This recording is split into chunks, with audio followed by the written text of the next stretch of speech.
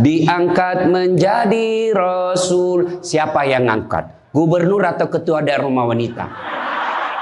Oleh Allah yang kuasa. Allah itu siapa, Mak? Pencipta alam semesta. Itu lagu ibu-ibu dulu, mengajarkan sejarah Nabi.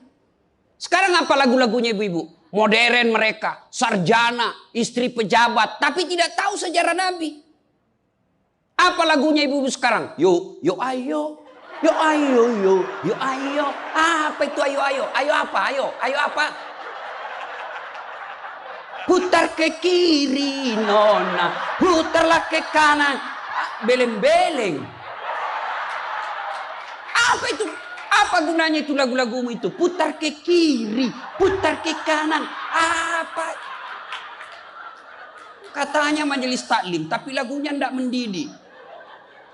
Sudah 3 tahun majelis taklim, seragamnya 4. Olahraga depannya lakinya orang. Dia di depan sebajunya sempit. Bapak-bapak di belakang, di depan ibu-ibu 1. Bapak-bapak di belakang 2. Ini kelakuan majelis taklim ini begini. Ketawa ibu-ibu karena ibu begitu toh. Kalau 17-an apa lagu-lagu seperti itu? Mesti dari kecil sejarah Nabi kita ceritakan. Itu dulu ibu saya kepada saya. Sekarang kepada anak saya bikinkan lagu supaya dia tahu anak Nabi. Anak saya namanya Cek, saya ajari. Cek, nah nyanyi nak. Anak-anak Nabi ada 7 orang, 3 laki-laki, 4 perempuan. Pertama Qasim, Abdullah, Ibrahim, Zainab, Rutkaya, Ummu Kalsum, Fatimah. Ibunya bernama Siti Aminah, ayahnya bernama Abdullah, kakeknya bernama Abdul Muthalib, pamannya bernama Abu Thalib. Ibu baru tahu toh 7 anak Nabi? Ya. Berapa laki-laki? 3. Berapa perempuan? Anak pertama? Qasim. Coba. Ini dari sini kita tahu lagu. Maka ibu harus pandai-pandai mendidik anak. Memperkenalkan sejarah Nabi. Supaya mereka cinta kepada Nabi. Maka ini tujuannya maulid. Bukan kita mau bidah-bidah. Sekarang ada juga baru belajar agama 2 bulan. Itu pun melalui YouTube. Seolah-olah dialah menjadi panitia hari kiamat. Ini maulid bid'ah. Tidak ada pada zaman Nabi. Tidak ada pada zaman sahabat. Pada tabi'in, tidak ada semua itu. Saya bilang, bos, memang tidak ada pada zaman Nabi. Tidak ada pada zaman sahabat. Kenapa? Mereka hidup sesama dengan Nabi. Mereka lihat Nabi. Segar ikatan mereka soal Nabi. Mereka tahu sejarah Nabi. Jadi tidak perlu dituturkan. Sekarang kita sudah 1400 tahun yang lalu. Banyak umat Islam. La ilaha illallah. Muhammad Rasulullah. Tapi dia tidak tahu siapa anaknya Nabi. Maka perlu kembali diingatkan. Jadi kalau orang mau maulid, hargai. Jangan malah dibilang sesat. Masuk neraka. Nenekmu punya neraka. Yang paling enak, yang tidak mau maulid silahkan. Tidak usah. Yang maulid silahkan. Yang maulid ini jangan kau tuduh mereka sesat. Ayo kita saling memuliakan, menghargai sesama muslim. Ya, ini 1 maulid. Yang kedua, ibu-ibu, bagaimana kita maulid ini bisa menjadi bawa pulang, diamalkan. Apa yang diamalkan? Ayo kita sejarah kisah-kisah Nabi saja dulu. Ya, paling gampang sudah. Berapa istri Nabi? Berapa? Ini ibu biar tahu, enggak mau juga dia jawab ini. Berapa? 11. Coba lihat. Istri pertama namanya Khadijah. Tua berapa tahun? 15 tahun lebih senior dari Nabi. Sebelum menikah dengan Nabi, beliau paling kaya di Mekah. Paling kaya di Mekah. Menikah dengan siapa? Muhammad bin Abdullah. Pegawainya waktu itu, karyawannya. Lalu Khadijah selalu cerita-cerita kelebihan Muhammad kepada asistennya. Namanya Nafisah. Asistennya, dia selalu cerita, ini Muhammad baik, jujur, kinerjanya bagus, disiplin, sopan ngomong, nguntung juga baik. Nafisa paham. Oh, bunda ini senang sama Nabi Muhammad. Waktu itu belum jadi Nabi. Akhirnya apa? Nafisa jadi tim sukses. Tapi bukan tim sukses pilkada. Disuruh bikin baleho 10, cuma 5 dia bikin, hilang 5. Ya kan? Ini Nafisa datang kepada Muhammad. Muhammad, bagaimana kalau ada perempuan suka kamu? Alhamdulillah. Tapi ini perempuan lebih senior dari kamu. Tidak ada masalah. Lebih tua 15 tahun. Tidak ada masalah. Tapi dia sudah 2 kali janda. Tidak jadi masalah. Tapi dia bosmu. Tidak jadi masalah. Yang jadi masalah, benar tidak dia senang sama saya? Kata Nafisa, tenang mas bro. Saya punya urusan. Jangan lagi cari dah hadis mas bro. Tidak ada. Lalu datanglah Nafisa kepada Khadijah. Bunda, bagaimana menurut bunda kalau ada laki-laki senang bunda? Alhamdulillah, terbuka jodoh. Tapi ini lebih muda dari bunda. Tidak jadi masalah. Lebih muda 15 tahun. Tidak jadi masalah. Tapi dia anak buahnya. Tidak jadi masalah. Yang jadi masalah, benar tidak dia senang sama saya? Kata Nafisa, tenang bunda, saya punya urusan. Ini namanya tim sukses yang tidak mempermalukan kedua belah pihak. Coba kalau Nafisa mau memanfaatkan situasi. Maka dia datang kepada Muhammad. Muhammad, dia suka kok bos. Tenang aja, ambil semua hartanya. Dia terlalu senang sama kamu. Nafisa kan tidak. Berarti ibu-ibu jaga perasaan orang. Jaga harga diri orang. Jangan permalukan orang. Meskipun ibu tahu ada aib dalam dirinya. Ini penyakitnya ibu-ibu. Apa? Tukang gosip. Ini. Duduk-duduk begini, damai tapi gersang. Oh, coba lihat siapa duluan pulang, dia jadi berbicara. Jadi ini gini Pak Gubernur itu dia duduk-duduk itu. Dia enggak cerita tapi apa? Dia mulutnya enggak ngomong tapi bibirnya dong. Memang fitrahnya. Apa begitu orang sini? Bukan cuma di sini. Orang Amerika juga tukang gosip perempuannya. Fitrahnya. Maka Nabi katakan kalau perempuan mau selamat, jaga mulutnya, aman dia masuk surga. Cuma kan gampang sekali kita gosip. Lewat teman kita. Apa? Nggak serasi kudungnya sama roknya. Dia bilang iya. Lipstiknya palsu. Kenapa kau tahu? Melengket di giginya. Semua mau diurus. Iya kan? Ini penyakit kita. Semua mau diurus. Ustadz aja dia gosip. Itu juga bajunya waktu di YouTube. Saya dengar tadi dilewat tadi saya dengar. Itu juga bajunya waktu di YouTube. Astagfirullah. Inilah penyakit ibu-ibu. Ibu. Mau gampang masuk surga? Ketika Nabi Isra Mi'raj kan dibawa jalan-jalan masuk surga. Subhanallah. Alhamdulillah. Banyak perempuan dalam surga. Begitu Nabi dibawa lihat neraka. Nauzubillah min zalik. Ya Allah ampuni hambamu. Ya Allah ampuni umatku. Ya Allah. Kenapa? Perempuan ternyata lebih banyak dalam neraka. Ditanya kenapa bisa begitu? Ada 2 kelemahan perempuan. 1. Tidak mampu menjaga suaminya. Tidak mampu mengurus suaminya. Dan yang kedua tidak mampu menjaga lisannya. Jadi kalau ibu mampu menjaga lisan, aman. Itulah gunanya masker. Supaya ibu semua mau diurusin. Iya kan penyakit kita. Ya, Bu. Maka bertanyalah ibu-ibu di Makassar. Ustadz yang saya cerita ini kan benar. Memang begitu sifatnya Ustadz. Itulah benarnya namanya ghibah. Tidak boleh kita cerita kejelekan orang. Kalau dia salah yang ibu cerita namanya fitnah. Tidak ada jalan. Ayuhibbu ahadukum kata Allah. Sukakah kamu memakan bangkai sesamamu manusia? Maka berhenti cerita kejelekan orang. Jadi gimana solusinya Ustaz? Ketika datang orang cerita. Bu katanya Nauzubillah min zalik. Kita berlindung kepada Allah dari keburukan itu, Bu. Belum tentu suami kita lebih baik dari dia. Berhenti itu. Cuma kan enggak kita. Yang memang enggak tahu persoalan. Biar enggak tahu persoalan. Ikut campur. Ibu kalau suka ikut campur bikin urusannya ibu, nanti takdirnya seperti tauge. Tahu tauge? Tahu tauge? Coba lihat tauge, Bu. Kita bikin soto Banjar, ada. Pecel, sayur, lemper, ada. Ada tuh kalau di Makassar ada lemper.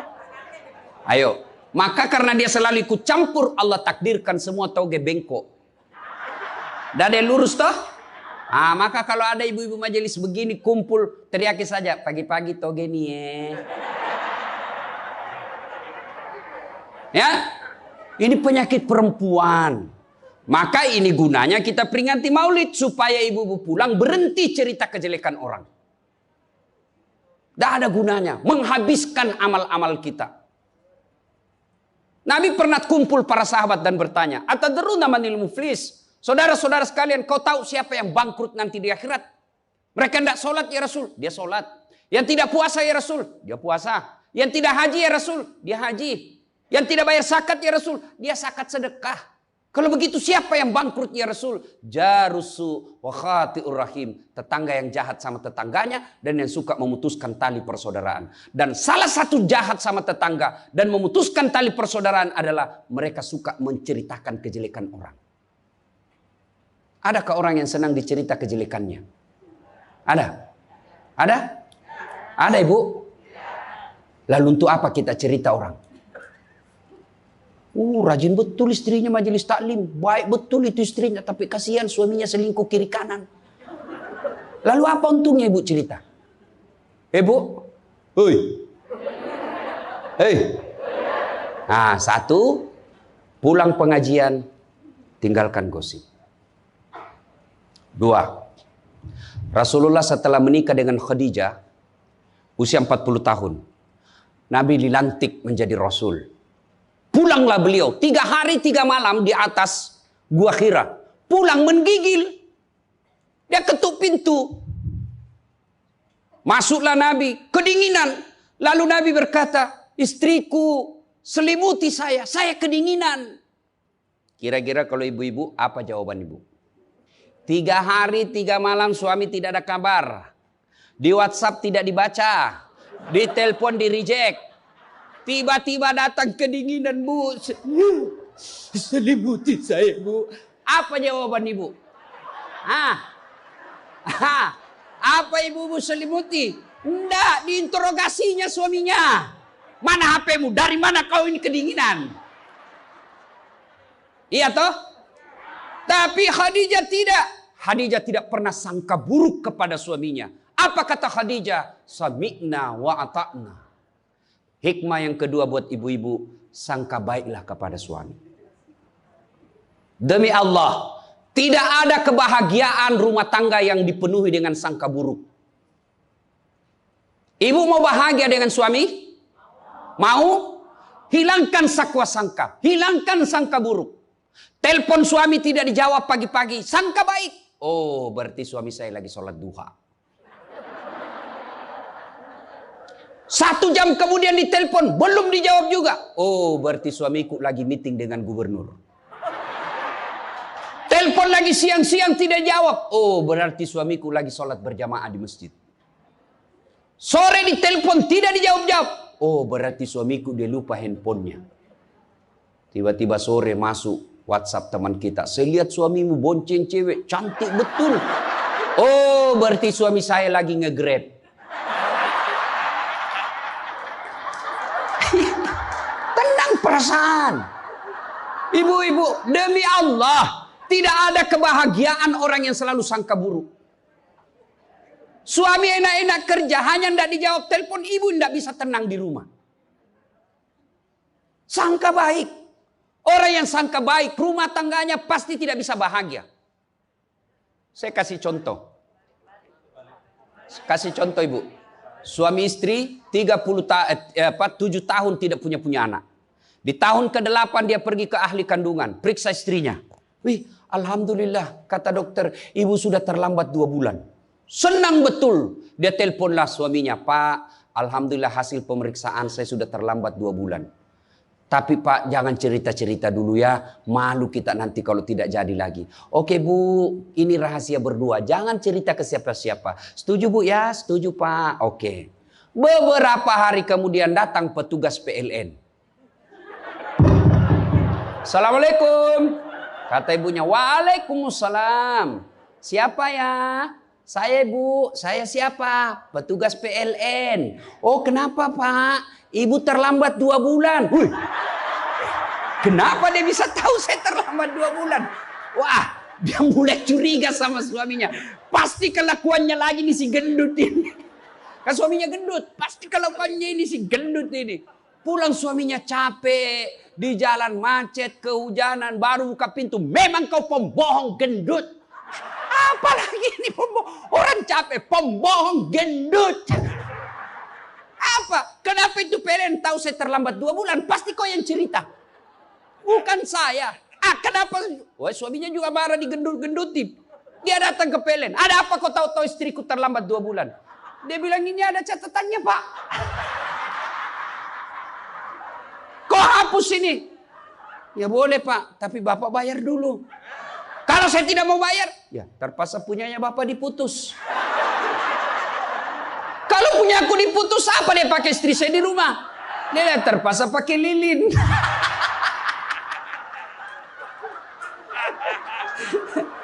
Inilah bahayanya sangka buruk. Bu. Halo Ibu. Bu. Salatullah salamullah ala toha Rasulillah. Salatullah salamullah ala yasin habibillah. Oleh-oleh kedua pulang maulid, hilangkan sangka buruk. Tidak ada kebahagiaan orang sangka buruk. Begitu juga kepada pimpinan kita. Kok saya dimutasi? Sangka baik.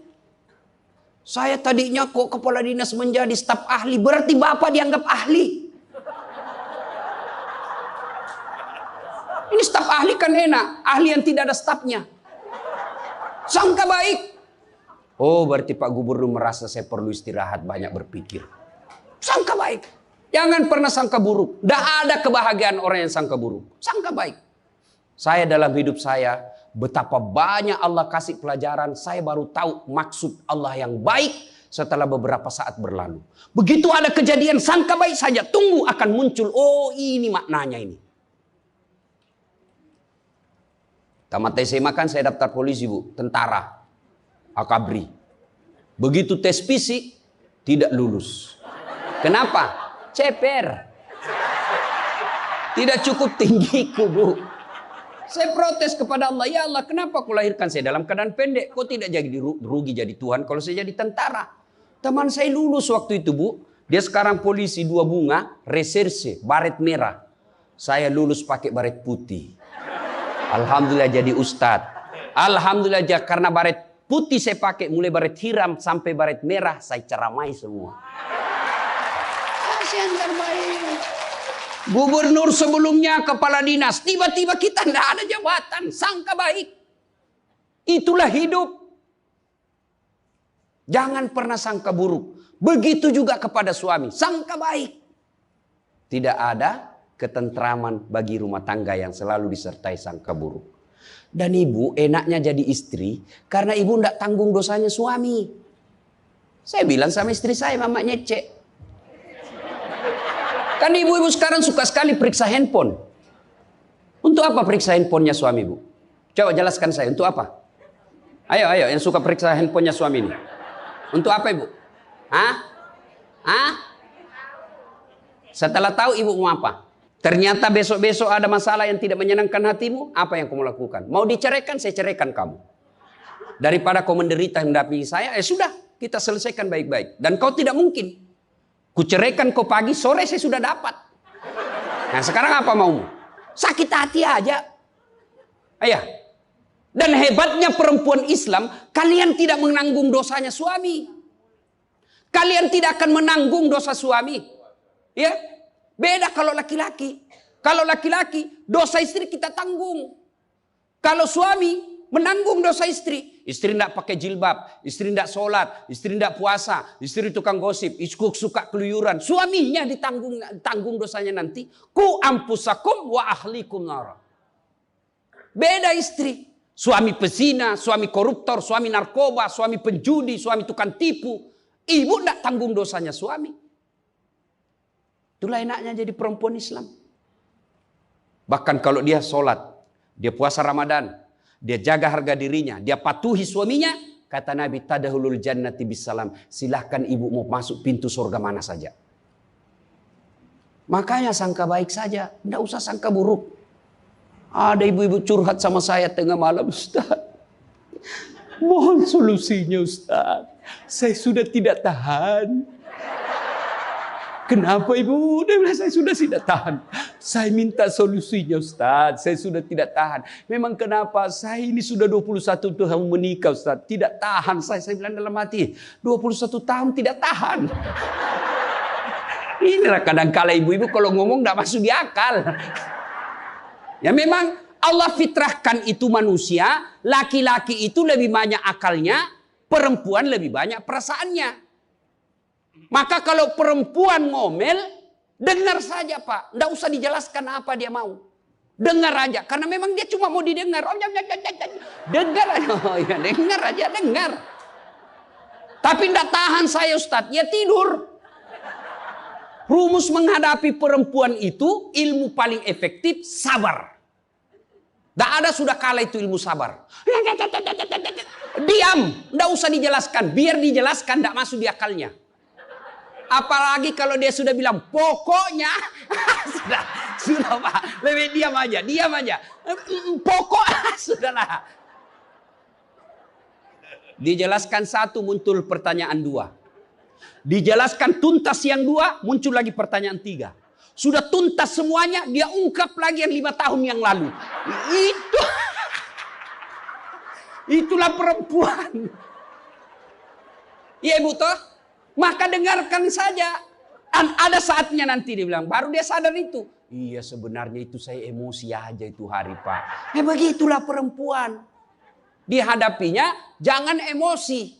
Saya sudah tidak tahan Ustaz. Kenapa? Sudah 21 tahun. Udah cocok saya Ustaz. Saya bilang ibu tahu enggak baut? Tahu Ustaz. Apa pasangannya baut ibu? Mur. Sama enggak? Sama modelnya? Sama bentuknya? Beda. Justru perbedaannya yang membuat dia kokoh. Berarti rumah tangga tidak akan pernah kokoh kalau mau menyamakan. Yang kokoh adalah ketika dia mau saling menerima kekurangan dan kelebihan. Itu pasti kokoh. Mana mau cocok jenis kelamin aja kita tidak sama. Iya. Pendidikan aja kita pasti beda. Latar belakang budaya kita pasti beda. Maka yang membedakan itulah kalau kita kelola dengan baik dalam rumah tangga. Dengan faktor utamanya sangka baik. Insya Allah bahagia rumah tangga. Ya, sangka baik. Tuh Khadijah tidak pernah sangka buruk sama suaminya. Khadijah ketika beliau sakaratil maut. Usia 65. Beliau sakit. Dan baju yang beliau pakai sudah 8 kali tambal. Tahu tambal ibu? Itu tambal ke-8-nya 1 sampai 7. Nabi masih menambalnya pakai apa? Masih pakai kain. Di tambalan ke-8 beliau pakai pelepah daun kurma. Kenapa? Habis kainnya Nabi. Padahal sebelum nikah beliau orang kaya. Lalu beliau panggillah anaknya, Fatimah ta'al. Fatimah ke sini dulu nak. Kenapa bunda? Tolong kau mintakan serbannya bapakmu. Ada serban yang selalu dia pakai bapakmu itu terima wahyu. Tolong sampaikan ke beliau. Saya minta untuk saya jadikan kain kafan. Mudah-mudahan serban itu Allah hindarkan saya dari azab kubur. Mendengar ini, Fatimah berkata, bunda aja yang minta sama bapak. Dengar jawaban Khadijah. Saya malu minta sama bapakmu, nak. Habis hartanya untuk bantu Rasulullah, minta serban, malu. Kira-kira masih ada istri sini malu minta sama suaminya? Pak Gubernur, masih ada kira-kira malu minta sama suami? Bukan diminta, dicuri. Ayo, itulah Khadijah. Maka jangan heran Khadijah meskipun sudah wafat, beliau tidur bersama Aisyah. Beliau tidur bersama Aisyah. Tapi siapa yang dikenangnya? Khadijah. Rasulullah hanya berkata, seolah-olah saya mendengar trompa kakinya Khadijah. Seolah ada Khadijah dalam rumah kita. Aisyah cemburu. Ya Rasulullah, ada apa sih kelebihan Khadijah? Khadijah sudah wafat. Kau nikahi 2 kali janda. Lebih tua dari kamu. Kenapa Khadijah terus? Dengar jawaban Nabi. Kau tidak pernah mampu mengimbangkan, menyandingkan atau menyamakan dirimu dengan Khadijah. Ketika tidak ada orang percaya kepadaku, Khadijah orang pertama yang percaya ke Rasulanku. Ketika orang memboikot saya tidak boleh bertransaksi ekonomi kepada Muhammad, hartanya habis untuk membantu perjuangan dakwah. Maka jangan heran Rasulullah sangat mencintai Khadijah. Jadi kalau ibu mau dicintai suami lahir batin, jadilah seperti Khadijah. Bukan karena cantiknya, bukan karena kayanya, tapi kebersihan hatinya Khadijah. Kita itu laki-laki kan tergantung perempuannya. Kalau perempuannya baik, akhlaknya baik, tidak mungkin tergoda suami. Ibu mau? Suami tidak macam-macam mikirnya. 3 aja resepnya. Pegang ini, kau kuasai suamimu. 1, buat matanya senang. Artinya apa? Ibu penampilan cantiklah di depan suami. Kalau suami senang selalu pakai baju merah, pakai itu baju merah tiap hari. Kalau suami senang warna-warna emas, pakailah itu tiap hari. Ya. Tapi saya tidak senang warna begini, Ustaz. Bukan untuk ibu, tapi untuk menyenangkan suami. Dandannya seorang istri, menyenangkan hati suami, itu ibadah buat seorang wanita. Yang kedua, buat perutnya senang. Bagaimana caranya? Bikinlah masakan kesenangan suami. Kalau tidak bisa tiap minggu, sekali sebulan. Ketika terima gajinya suami, terima honornya suami, ya WhatsApp suami, SMS suami, telepon suami. Bang, jangan makan di luar hari ini. Hari ini saya masak spesial buat abang. Masakan kesenangan saya sudah siapkan di rumah bang. Aman bang, jangan makan di luar. Ini hari spesial buat abang. Senang kita jadi suami. Itu saya kalau terima SMS WhatsApp begitu, mamanya di rumah dia goreng baru dia kirim. Rasanya kita mau cepat pulang. Ibu pernah WhatsApp suaminya begitu? Paling di WhatsApp, bang jangan lupa singgah beli telur. Bang habis gas.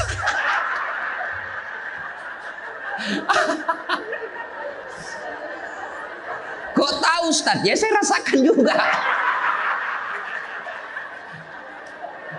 Pernah suatu kali Pak Gubernur pulang saya ceramah takziah malam-malam di Makassar.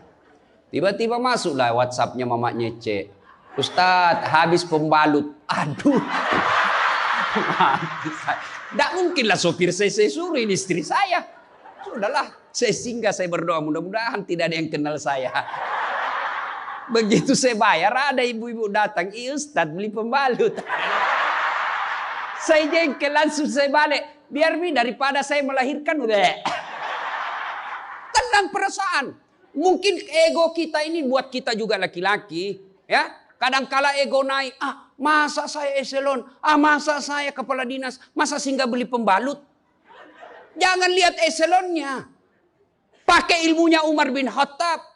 Umar bin Khattab ada sahabat yang selalu mau datang, mau laporkan istrinya. Kenapa istrinya suka ngomel? Maka dia berharap Umar panggil istrinya supaya dinasehatin. Begitu dekat dengan Umar bin Khattab, dekat dari rumahnya Umar, dilihatnya Umar juga dimarahi sama istrinya. Balik dia bilang, Pak Umar aja dimarahin. Balik besok ketemu, ya Amirul Mukminin, presiden lah waktu itu. Saya lihat kemarin Anda istri ngomel-ngomel, Anda senyum saja. Dengar ini jawaban bapak-bapak ini, para pejabat nih yang hadir. Dengar apa jawaban Umar. Begitulah cara saya berterima kasih kepada istriku yang telah hamil, melahirkan, dan menyusui anak saya. Coba, hilang itu emosi Pak, hilang itu harga diri. Kalau kita sudah ingat bagaimana susahnya itu ibu melahirkan, hamil. Masih ingat ibu-ibu waktu hamil? Masih? Ada ndak enaknya itu orang hamil? Untung saya tidak pernah hamil. Oh, coba ibu-ibu kalau hamil, jalan aja setengah mati. Aduh, sudah mau mau duduk aja, mana ada ibu hamil langsung duduk aja. Udah standar samping dulu itu kasihan. Iya ibu, ya benar. Kalau kita laki-laki paling ngidam. Ustaz, apa doanya berhenti ngidam istri? Ngidam apa istrimu? Nanti dia bisa tidur kalau dilihat saya di atas lemari Pak Ustaz. Jadi kalau istrinya mau tidur jam 10, setengah 10 sudah naik di atas lemari. Saya berarti kau dongo-dongo itu dikasih kerja di konsumsi. Yang kedua kata Umar, begitulah cara saya berterima kasih kepada istriku yang telah melahirkan anak saya. Masih ingat waktu melahirkan? Masih? Ada ndak ibu-ibu melahirkan senyum? Ada? Mentang-mentang istri gubernur, keluar sayang. Setengah mati juga biar istri gubernur. Nggak ada. Itulah susahnya jadi perempuan. Maka ketika suami disuruh sama istri, bayangkan sulitnya melahirkan. Yang ketiga kata Umar, begitu cara saya berterima kasih yang telah menyusui anak saya. Masih ingat waktu menyusui? Masih? Terutama waktu tumbuh giginya.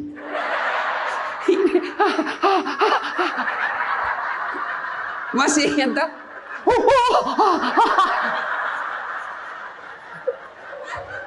Untuk saya tidak pernah rasakan. Kalau digigitkan, mana dia ditinjau nanya, kok gigit saya? Tidak, dia usah lepas nak. Iya ibu, iya. Siang anaknya, malam.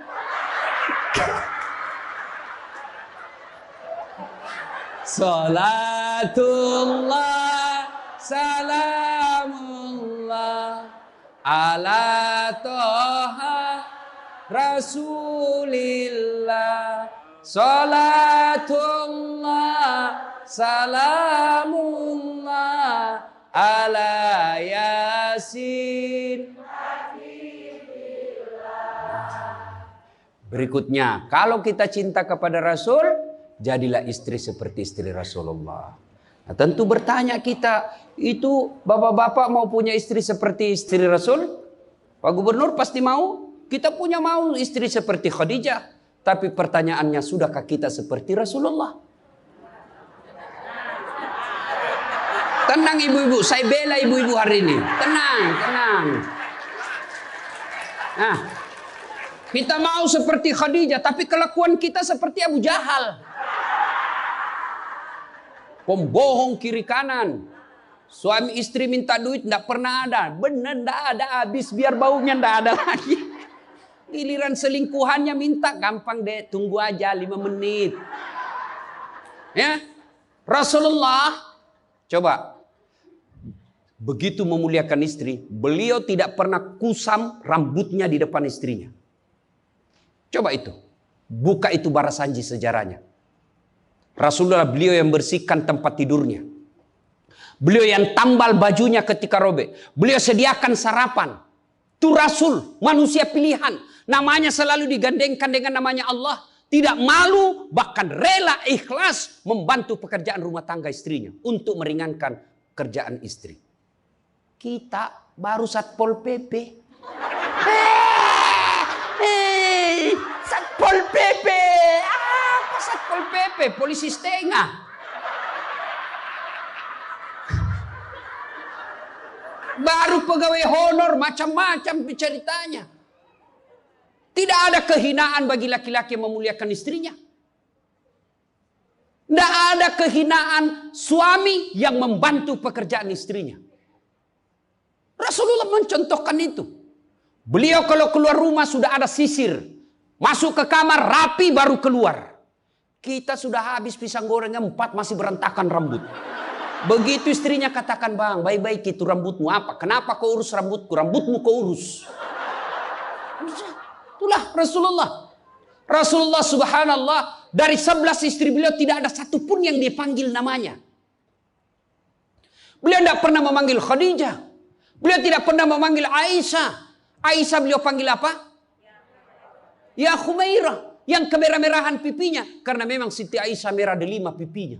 Maka bapak-bapak Pak di sini, Pak Karo, panggillah istri kita dengan panggilan kasih sayang. Wahai istriku yang termancung hidungnya di lorong 3. Dia bilang tidak mancung hidungnya Ustaz. Ya giginya lah kau lihat. Justru giginya mancung Ustaz. Jangan terlalu jujur. Mentang-mentang istri kita hitam panggil Tam. Hitam. Apa kata istri kita? Apa PC? Masa suami istri? Katanya Islam ini agama yang paling paripurna. Kok kita saling PC hitam? Ya, Rasulullah beliau kalau minum bersama istri beliau, kalau beliau minum gini. Bismillahirrahmanirrahim. Hebatnya Rasul, kalau beliau minum, 1 teguk dikasih lagi istrinya. Minum lagi. Kasih lagi istrinya. Hebatnya, bekas bibirnya Aisyah, itu yang diminum oleh Rasulullah. Bekas bibirnya Aisyah. Masya Allah. Coba kalau kita Pak Kadis. Istri, bekas bibir istri. Bau betul mulutmu.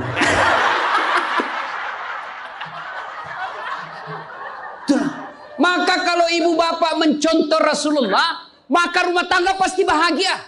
Dia bukan cuma surga akhirat menunggunya. Di dunia dia sudah dapatkan surga. Nggak usah ikut parenting. Quality time.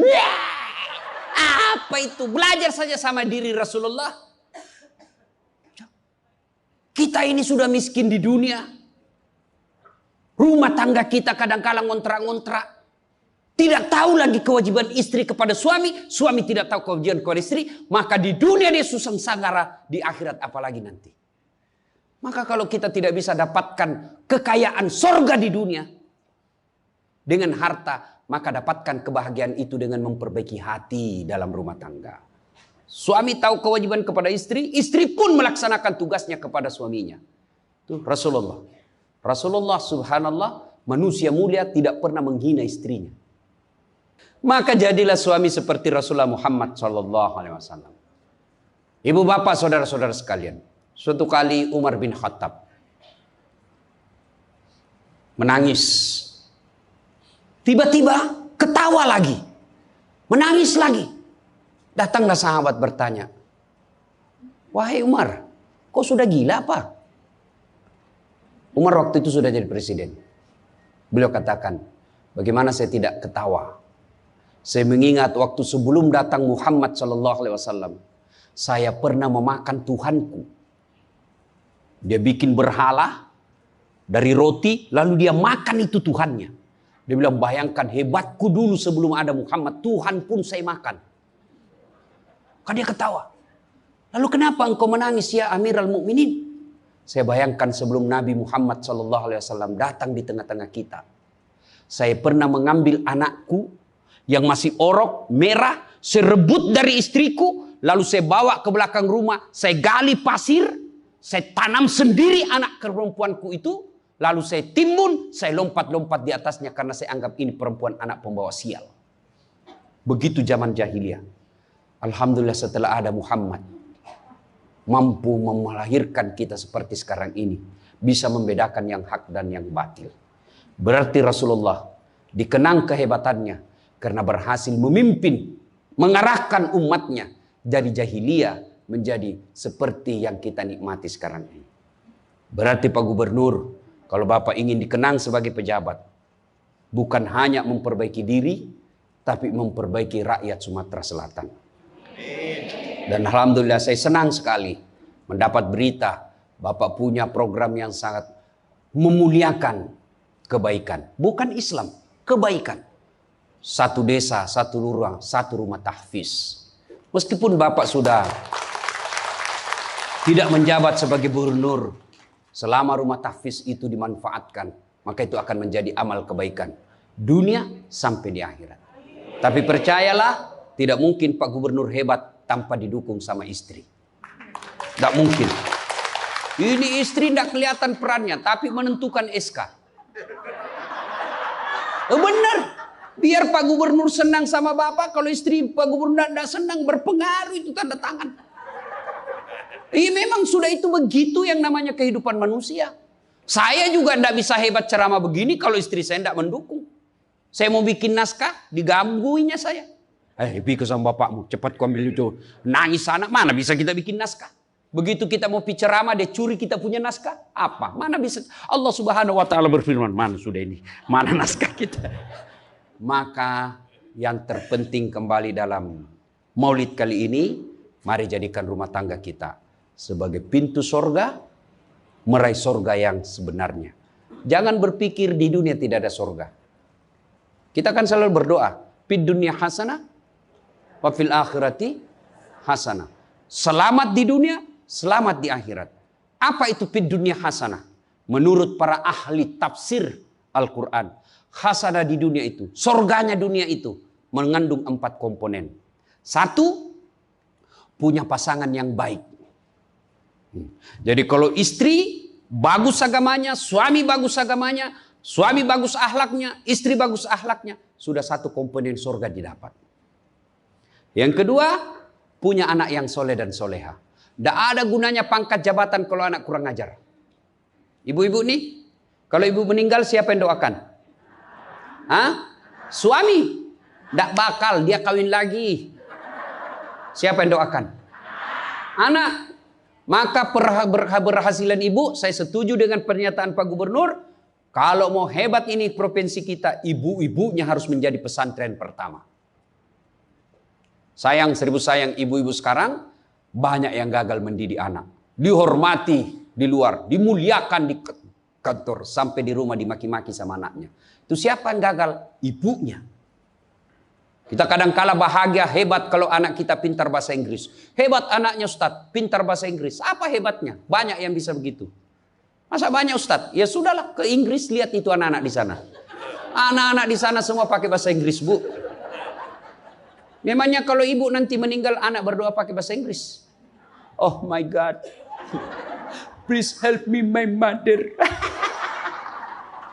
Enggak. Pasti pakai bahasa Padang. Kepado, lindungi lo.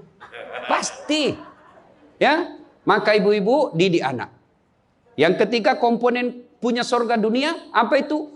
Punya harta yang bermanfaat, bukan harta yang banyak. Mana harta yang bermanfaat? Harta yang banyak digunakan orang lain menjadi amal saleh-saleh, amal jariah. Bu-ibu nih, yang punya emas berlian, cincin. Ayo ibu, kalau ibu meninggal siapa yang punya itu? Siapa? Anak, istri kedua. Bukan anak, istri kedua yang pakai.